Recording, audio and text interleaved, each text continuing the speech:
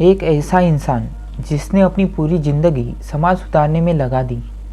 Doctor Bhimrao Ramji Ambedkar ऐसे ही महान व्यक्तित्व थे जिन्होंने भारतीय समाज को अन्याय, भेदभाव और असमानता से मुक्त करने के लिए जीवन भर संघर्ष किया। वे सिर्फ एक नेता नहीं बल्कि एक ऐसे क्रांतिकारी सोच थे जिसने भारत की दिशा और दशा दोनों को बदल दिया। डॉक्टर आम्बेडकर का जन्म 14 अप्रैल 1891 को मध्य प्रदेश के महू नामक स्थान पर हुआ था।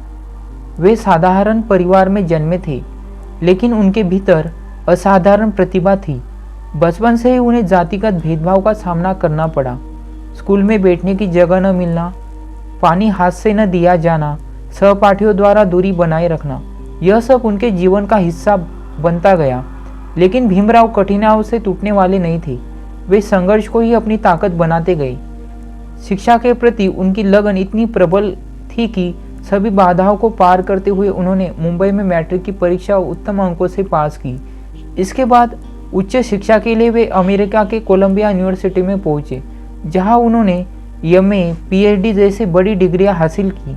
इसके बाद वे लंदन गए और वहां से डीएससी, बारेट लॉ जैसी प्रतिष्ठित उपाधियां प्राप्त की।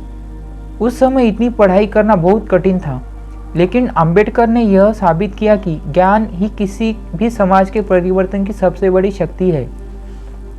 उच्च शिक्षा पूरी करने के बाद जब वे भारत लौटे, तब उन्होंने देखा कि समाज में आज भी भेदभाव की दीवारें बहुत मजबूत है।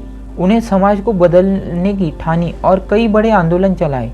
महाड़ सत्याग्रह में उन्होंने पानी के अधिकार को लेकर संघर्ष किया और यह बताया कि पानी किसी की जाति देखकर नहीं दिया जाना चाहिए। इसके बाद मंदिर प्रवेश आंदोलन के माध्यम से उन्होंने यह सिद्ध किया कि किसी भी ईश्वर के द्वार पर सबका समान अधिकार है।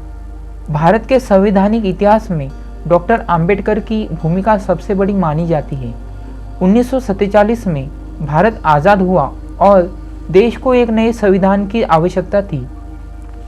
संविधान सभा की ड्राफ्टिंग समिति के अध्यक्ष के रूप में डॉक्टर आम्बेडकर ने वह संविधान बनाया जो आज दुनिया का सबसे बड़ा, सबसे आधुनिक और सबसे मानवीय संविधान माना जाता है।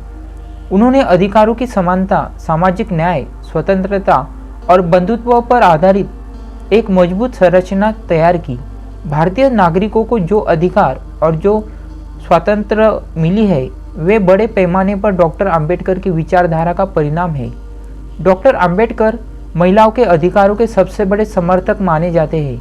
उन्होंने हिंदू कोड बिल लाकर महिलाओं को संपत्ति, विवाह, तलाक और शिक्षा में समान अधिकार दिलाने की कोशिश की। वे मानते थे कि कोई भी समाज जब तक विकसित नहीं हो सकता जब तक उसमें पुरुष और महिला दोनों बराबर से आगे नहीं बढ़ते।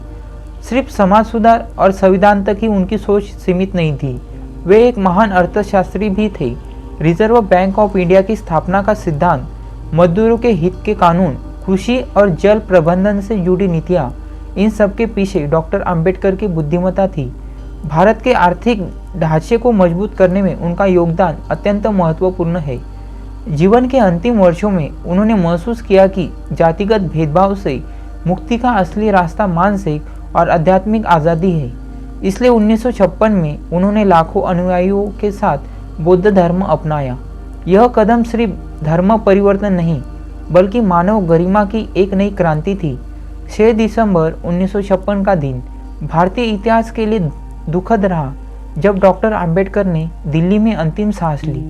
उनके निधन ने पूरे राष्ट्र को आघात पहुंचाया, क्योंकि भारत ने एक ऐसा महान चिंतक को खो दिया जो हमेशा कमजोर, वंचित और शोषित लोगों के लिए लड़ता रहा।